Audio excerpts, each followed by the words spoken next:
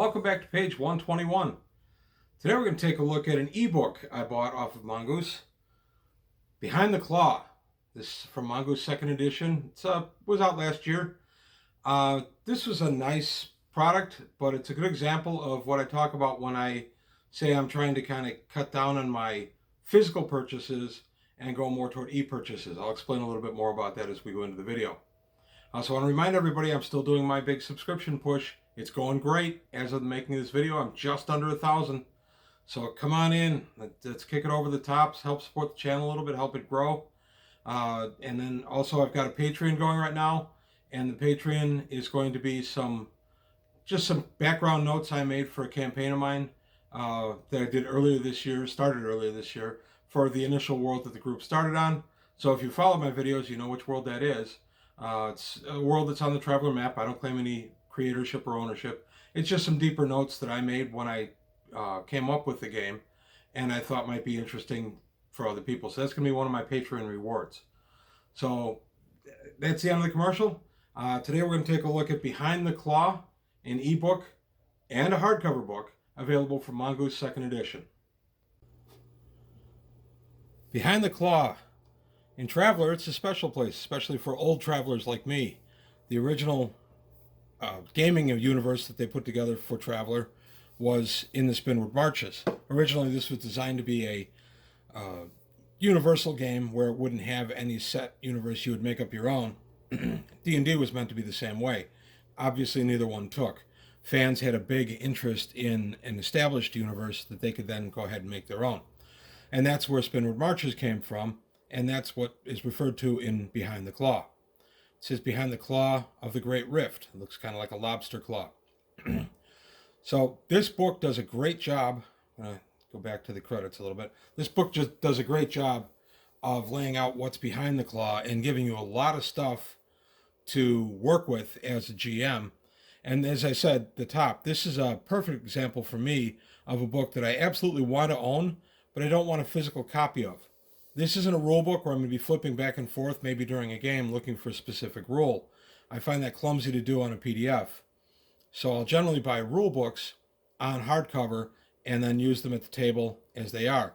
If it's a setting, it's easier to just go to the area that I'm working in, that I'm going to be running that night, and then just sit in that part of the PDF and just keep my tablet next to me while I GM, and I have that for reference.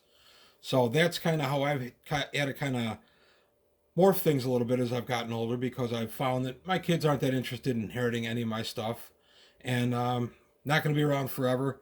So I've decided that I'm going to be selective, and some stuff is going to be PDF only, some stuff is going to be hardcover. So this is a good example of a PDF only for me, but that doesn't take away from its beauty. This is a nice product. The Classic Traveler credits, of course, start with Mark Miller and all the other Classic Traveler stuff that came with it. The author of the Mongoose Traveler end of it is Martin J. Doherty. It's always a good day at the office. And we got some nice artwork in here. And this was published in 2019. I think I said 2020 in the top, but it was 2019.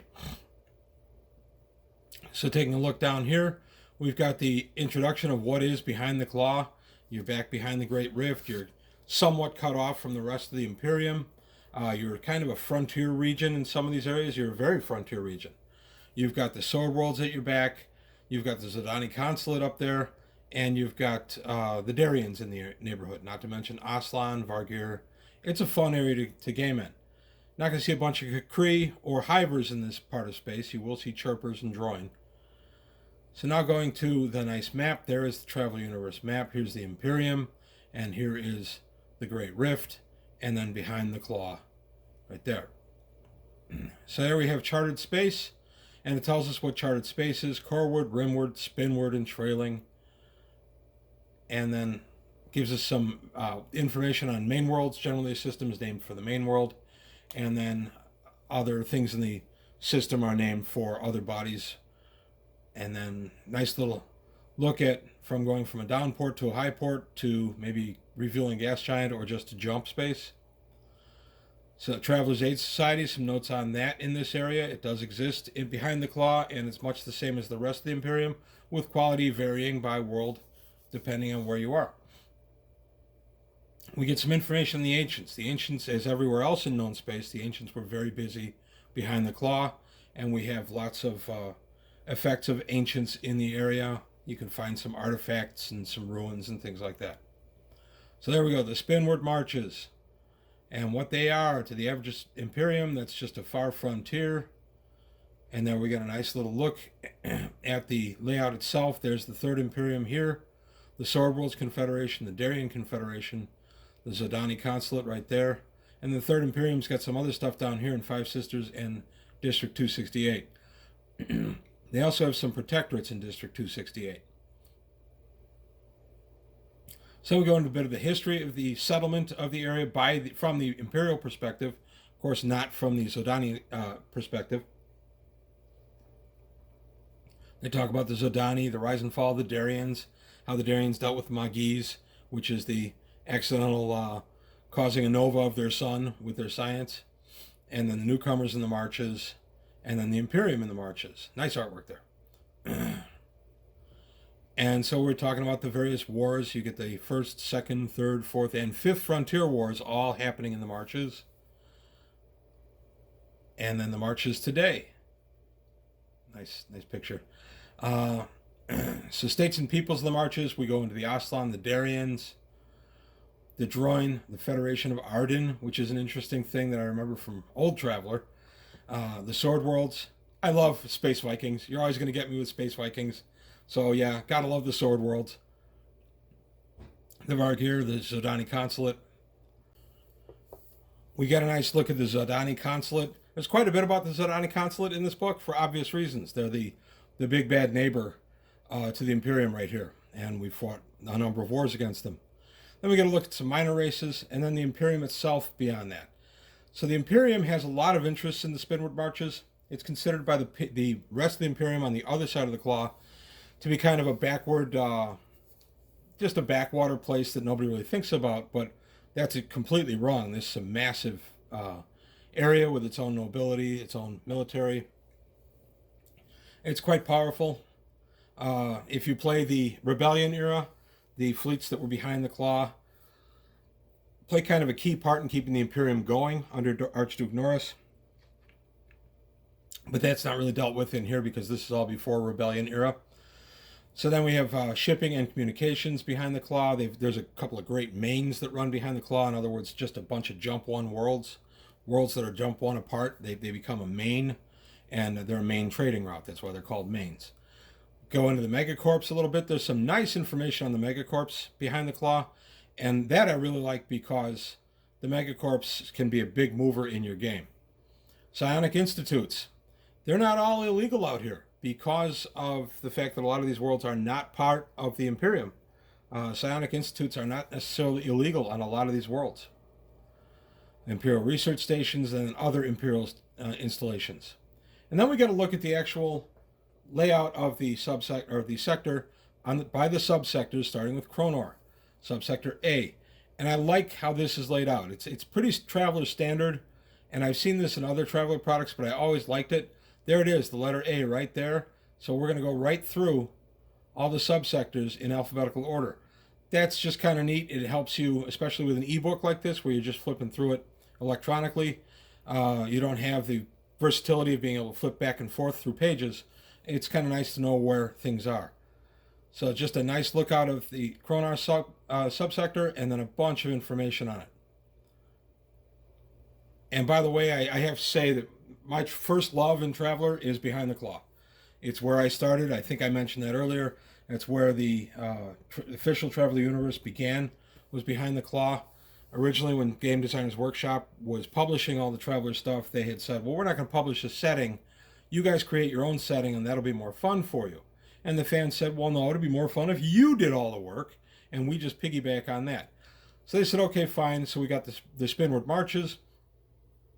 And then once we had the Spinward Marches, it got in bigger and bigger and bigger until we have the known Traveler universe that we have today.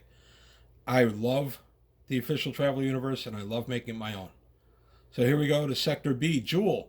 Anybody like me who played the old Traveler, the Mega Traveler, Zodani Conspiracy, and all that on the PC game in 1990-91. I did a video on those a few months ago.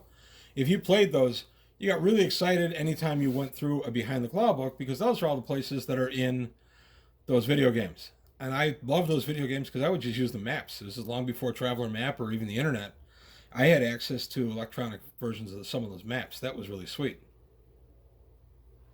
So here we come to a couple of different worlds on there, and we have uplifted dolphins. So here we have how to create a dolphin traveler and how to create a Chokari traveler.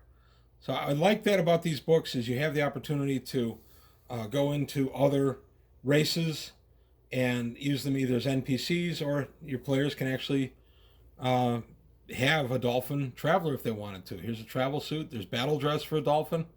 And then just Waldos, which are the extended arms there. And then we go to Grant, Jewel itself. Lousy, I always love that name because it's kind of a lousy world to live on. I always like the name Lousy. And then we go to Regina or Regina, depending on how you want to say it. And there's the layout for all the astrographics for us. And there's the subsector map with its positioning on the sector. I like this. I love this kind of book. And again, this is why I can make this just an ebook for me. Because if I'm going to be running in a certain area, here's a nice layout of Regina. ARAMIS or ARAMIS, depending on how you want to say that one. It's one thing about Traveler, you can pronounce it pretty much however you want. So we're in subsector D. You just get all kinds of good stuff in this book. Ebokan travelers, these little centipede looking dudes.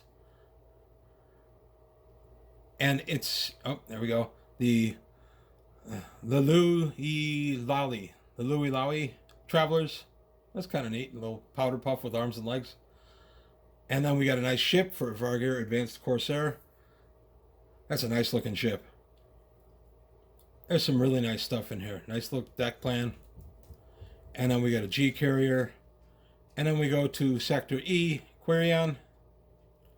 So this is a perfect example of what I was talking about. If I'm going to run a game and I'm going to start it in LeBeau here, then okay, I'm in LeBeau. I don't really need to flip back and forth between the book because all my information is going to be right here or in some of the subsequent paragraphs. So this is a good example of something that I would just buy as an ebook. I'm not saying don't buy the hardcover. Buy the hardcovers by all means if you want them. It's just that for me, with my advancing years and my family not really interested in inheriting my great Traveler collection, and don't get me wrong, my boys would happily take my Traveler collection. I think they're more worried about what to do with the comic books. But I've just decided to make life a little easier for all of us. And frankly, these are a lot lighter than moving around books all day. So we come to Villas. I'm just going to blow through a couple of these because there's some stuff, of course, if you want to get into that particular area, you can. That's the idea behind this book, and you build it out as you want.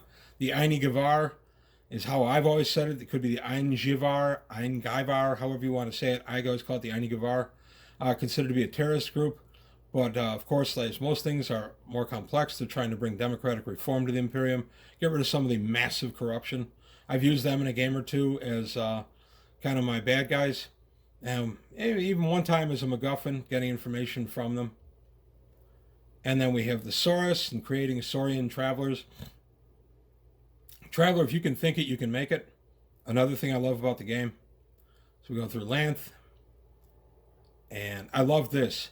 Victoria has rigid airships or blimps. They have both. I just love the idea of low tech level in science fiction. Sometimes that's just so much fun. A hand-cranked dirigible at tech level 2. That's awesome. Now we go to Relanor. And we got all kinds of... There's nice stuff in Relanor. There's a lot you can run here. And then chirpers. We get chirpers in Droin. Chirpers especially are plentiful in the Spinward Marches, but there are also plenty of Droin as well. Darrien. Love Darrien. The Star Trigger. That whole thing. I'm going to do a profile of Darrien from one of the old books down the line. I love the Darrien as a sub-race of humans, humanity with an eye. There's the Darrien subsector. There's one of their tramp traders. Lots of information in Darrien in this. And now we come to the Sword Worlds. Sword Worlds have had their own books over the years. with good reason. So have the Darrians, but the Sword Worlds get a lot of attention. And if you're an old D&D hand, you're looking at all the names here and you're going, oh yeah, they just pulled these out of Lord of the Rings. There's Sting. You get Mithril. Excalibur is there. You get all kinds of stuff. Beater, Anduril. You get all kinds of stuff. It's a good D&D flavor, but they're Space Vikings, so why not? They've got a great main running here. All these Jump One worlds linked up. That's beautiful. And then we come down to Graham. And then there's an air raft, the Sleipnir class patroller. Nice layout. Joyeuse. Now we're on to Lunyan, which is subsector K, right there in the little map. And like I said, this has been done before in Traveler, but it's always something I've enjoyed. Nice little, I'm going to go back up here. Nice Jump One mains all the way through. Just very good for trade.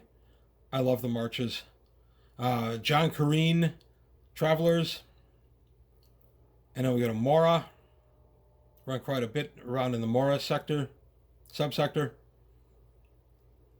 And coming through MORA, the Palik in environmental systems products. I love products in Traveler where they're placed like almost like ads, but they give you the stats for them and everything. It's just nice. There's a Deep Ranger research submarine. Now we come to Five Sisters. I've done a lot of my Traveler campaigning in the Five Sisters, named for the 5 daughters of the captain of the ship that, quote, discovered them. And there's just a lot of fun to be had in the Five Sisters. The 208th Fleet is centered there.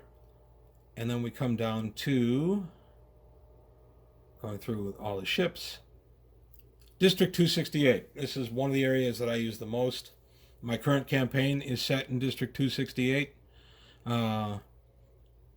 It's District 268 is just a lot of fun.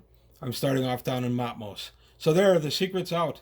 The stuff, the background material I have for a planet, it's for the planet Matmos. That's the stuff I developed for my current Traveler campaign, and that's the world I developed the most. So I thought I'd go ahead and throw some of my notes out there as a reward on Patreon.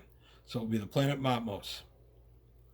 And then there's going to be a short adventure hook that's going to be what I thought would be a 1-night adventure and end up being a 3-night adventure of the player characters in the downport in Matmos. So then we get the Bowman asteroid belt. Bowman has its own box set. I featured that before on the channel. There's a lot of information in District 268 that's already been published. We get down to Glisten. There's quite a bit of stuff for Glisten as well. There we are in O. Got a neat little critter that lives on Glisten. Where'd he go? There he is. Curvin. Just nice little spider-looking nasty things. And then TRIN'S Veil. Trin sees a lot of talk in the 1248 campaign. We find out a lot about Trin and its unfortunate situation during Virus.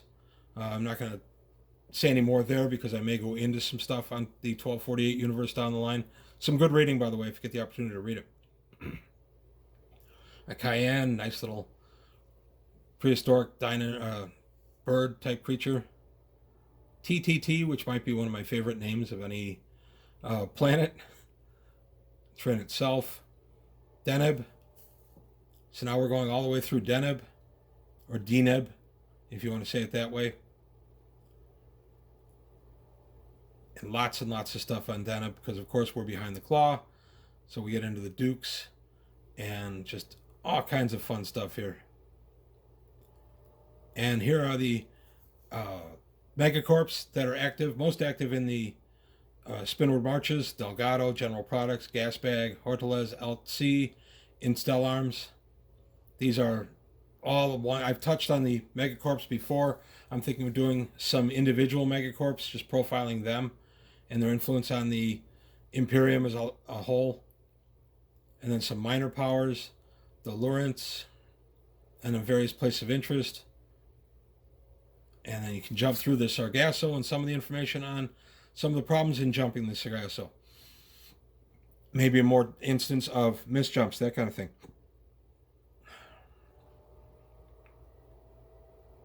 Gas sharks, interesting critters that live in a gas giant and can get sucked up in your intakes when you're doing wilderness refueling, and can become a real problem for your starship. I wouldn't recommend doing that often, by the way. These things are nasty.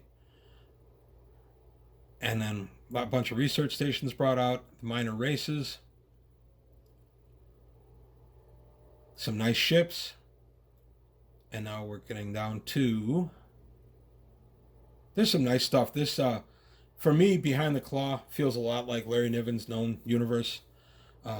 Just a lot of old school science fiction stuff there. We get a nice Jane's Guide to Spacecraft of Deneb, brought by the Traveler's Aid Society. So we got a nice look at some starships here. Fast freight liner, a cargo lighter, a passenger lighter, fuel lighter, gunship lighter, Brilliance class long liner. Just some nice stuff. So there's a lot in this book. If you are looking to do it anywhere, you can develop any of this stuff anywhere else in your Traveler universe, or if you play Cepheus, or if you play Clement Sector, any of this stuff translates beautifully to those. If you play Star Frontiers, it translates over there as well. So just going through all the ships, I'm not going to linger a long time on anything in this book. This is just an overview of the book itself. Gotta love a dreadnought. I like a dreadnought. Traveler dreadnoughts look so cool. And coming down through the end of it, and now we're into the subsectors. We're starting with Praetoria, and laid out the same way, starting with the letter A and then going all the way through. So the Deneb sector, all these subsectors, Lammas, Antra, Million, love that name, just cause Million. It's an armed merchant. That's just a nice looking ship. Sabine or Sabine, depending on how you say it. There we go. There's just all kinds of good stuff in here. And as I said, I'm not really dialing in on any one thing, although down the line I may take a look at one of these subsectors in greater detail. This is just about taking a look at the whole book, Einar, subsector. Just give you an idea of what you would be getting if you were to buy this book. I don't work for Mongoose. They really don't know me. That being said, I like a quality product. If I can kind of bring that to people's attentions and show them a little bit what's inside, well, why not? So this is not quite as developed as other parts of the book, simply because I think Deneb, some of the stuff hadn't seen as much publication. This whole section's a little shorter, but again, there's nothing wrong with that. You get the opportunity to develop that much further than if you had everything laid out for you. Some more products for Traveler. High performance grav harness. I like this. I never liked the idea of dangling by a belt flying through the air. This thing's a whole harness to make you more comfortable. Sensor spikes. Smart utility clothing. Those are just cool. Here we go. K and L. There's so little actually for this. They've just lumped these two together. There's not much in some of these subsectors. We're dealing with some of these areas are actually within the claw. So you've got a rift going through some of these. So you get less information because there's less to talk about. We get Golf, Zhang, the 1000 Freighter. That's just cool. The 1000 Freighter is 1,150 ton displacement. Okay. And then we get subsectors O and P together, KAMLAR and the Vast Heavens. And again, not much going on here because a lot of this sticks into the claw itself. And then, of course, everyone knows me, knows I love a good index, and there it is. And then we're out. There's a little ad for Traveler Companion that's out now, and we're out of the book. So that's a quick look at Behind the Claw. An excellent book, published a few years ago from Mongoose. I had a lot of these stuff Behind the Claw. I had other versions of Behind the Claw. I had Mongoose first edition, everything. And I thought, well, I don't need this. And then I bought this, and I said, oh my goodness, where have you been all my life? So there is a lot to be said for the modern updates. There's always something to pull from any of these supplements, and all the Traveler stuff pretty much meshes from era to era. But there's a lot of nice stuff to pull out of these books, and I'm glad I've started getting some of the Mongoose stuff. So that's it for today. Sorry if this seemed like a commercial for Mongoose. It wasn't meant to be. It's just meant to be a quick look at Behind the Claw for Traveler, second edition. And a good job is a good job. So good job, Mongoose. I've got a few more of these that I bought on ebook only. I'm going to show those down the line just by way of showing you that you can still enjoy them if you only have the ebook. You don't have to have the physical copy, depending on your situation. So that's all I've got to say today for page 121. Please remember the subscription drive on Patreon. And if you liked what you heard and saw, please like and subscribe. Leave a comment. Any kind of kind criticisms are welcome. And that's it for today on page 121. Thanks for watching. I'll see you next time.